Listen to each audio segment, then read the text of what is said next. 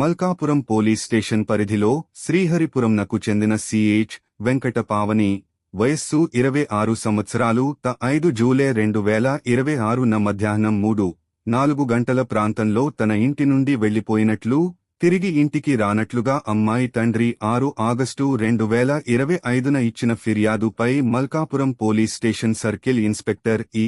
Narasimha Rao station CR no.